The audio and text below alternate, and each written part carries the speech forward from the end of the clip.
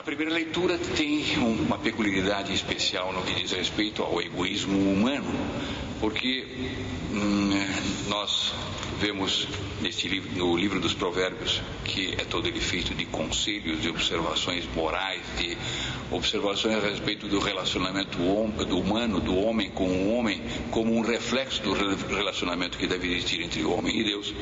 E começa por dizer: não negar nenhum benefício àquele que tem necessidade, àquele que pede. E se está ao meu alcance fazer um benefício por alguém, devo eu fazer todo o possível para que este benefício seja feito. Portanto, a minha preocupação é em adaptar-me aos interesses dos outros. Desde que esses interesses não sejam pecaminosos, desde que esses interesses contenham em si alguma conotação ilícita, sendo um desejo neutro, eu devo mais fazer a vontade do outro do que a minha, porque o desejo que alguém tem significa uma necessidade. Então, aquele que está desejando algo é porque ele necessita algo, e se ele necessita algo porque deseja algo, ali se coloca a minha obrigação. Qual é a minha obrigação? De fazer a vontade dele.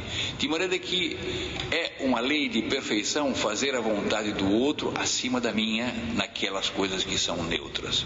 Sempre que há algo que é neutro, que não vai implicar em um problema moral ilícito, de illicidade, eu devo fazer mais a vontade do outro do que a minha. Mais ainda, está dito aqui, não dizer até o próximo, vai e volte amanhã, que amanhã eu lhe dou. Se eu tenho na mão aquilo que eu posso dar hoje, não devo deixar para dar amanhã. Ou seja, é um empenho que deve existir de minha parte em fazer bem ao outro. Esse empenho se resume numa palavra que nós conhecemos muito bem no Brasil, que se chama bondade. Bondade. Quem não conheceu exemplo de bondade não encontra a explicação inteira para estes versículos que aqui estão postos no livro dos Provérbios. E o que há de contrário a isso se chama egoísmo. O curioso é que não diz, o livro dos Provérbios não diz isto, mas na realidade é o que se passa.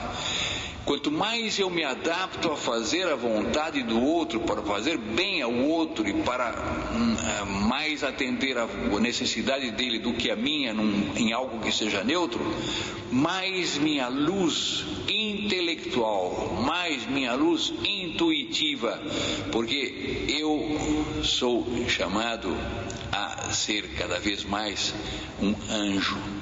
Aquele que faz mais a vontade do outro e mais se adapta à vontade do outro, se angeliza e tem a sua intuição mais acesa. Ele penetra mais facilmente na alma humana, porque está dito: bem-aventurados os puros de coração, porque eles verão a Deus. Bem-aventurados os puros de coração, porque eles verão. Porque aquele que tem pureza de intenção, aquele que se esmera em fazer a vontade do outro, acaba, no fundo, tendo uma similitude com um anjo, porque o anjo não faz a vontade dele, o anjo está fazendo a vontade de Deus, o anjo está fazendo de tudo, o anjo da guarda é aquele que faz de tudo para que o outro chegue à plenitude da sua perfeição e reine com ele nos céus. E o anjo faz isso por intuição, e essa intuição nós compramos fazendo todo o bem que eu posso ao outro. Não tramar contra o próximo nenhum mal, e enquanto ele fica confiante, cheio de confiante, a minha procura pendente de mim, ele está dependendo de mim e eu estou querendo fazer o mal a ele. Isto é péssimo.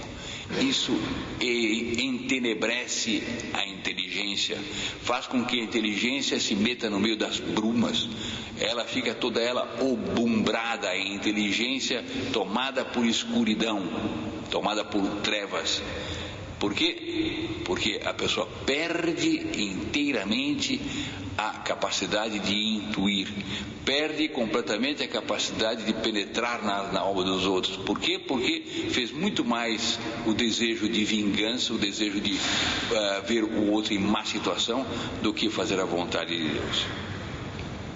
Não entrar em litígio por nenhum motivo, não invejar o homem violento, não imitar sua conduta, porque o Senhor abomina o malvado, enquanto que a sua amizade é por aqueles que são justos. Aí está uma consequência do que nos diz o livro dos Provérbios. Eu me interessando inteiramente pelo outro, o que vai acontecer, eu fazendo mais a vontade do outro do que a minha, eu querendo fazer o bem pelo outro, eu estou adquirindo não a amizade do outro, eu estou adquirindo muito mais do que isso, não só a amizade dele, mas a amizade de Deus. Deus se tornará meu amigo. A maldição do Senhor cai sobre a casa do malvado. E ele fala casa, porque a maldição do Senhor não atinge só aquele que é malvado. A maldição do Senhor atinge também aqueles que são próximos do malvado e que dependem do malvado por alguma razão de sangue. A casa dele é amaldiçoada, enquanto que ele abençoa a habitação dos justos. Os justos têm até os seus próprios abençoados. Aquele que faz o bem e ao humilde, ele concede a graça. Mais do que isso, prêmio maior do que esse é impossível. Os sábios possuirão honra, mas os estultos receberão ignomínia. A sabedoria vem em saber fazer a vontade do outro em coisas que são inteiramente neutras. O Evangelho diz algo que nos toca muito de perto. Hoje estivemos à procura de explicitar mais e mais a nossa fisionomia, o nosso carisma, etc, etc. E cai nas nossas mãos o Evangelho de hoje.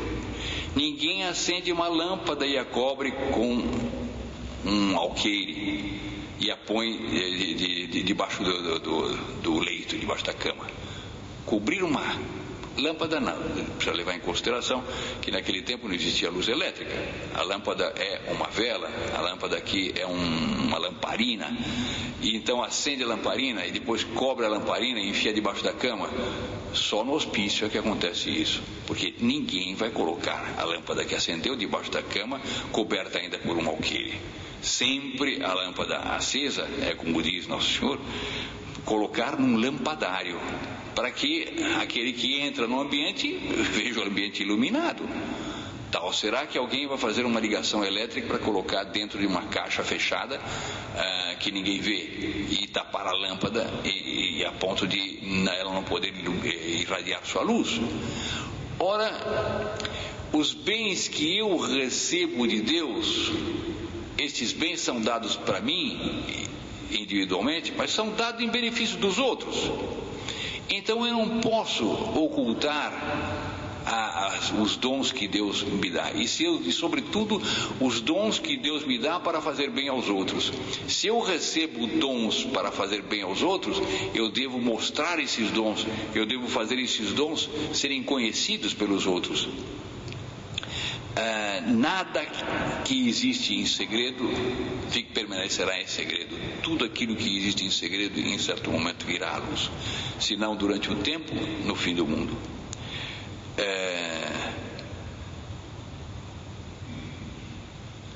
E nós temos, portanto, uma ligação entre a primeira leitura e o Evangelho muito grande, porque a liturgia hoje nos leva a considerar o quanto o nosso relacionamento não deve ser só com Deus, mas o nosso relacionamento deve ser também com os homens, mas em função do amor a Deus.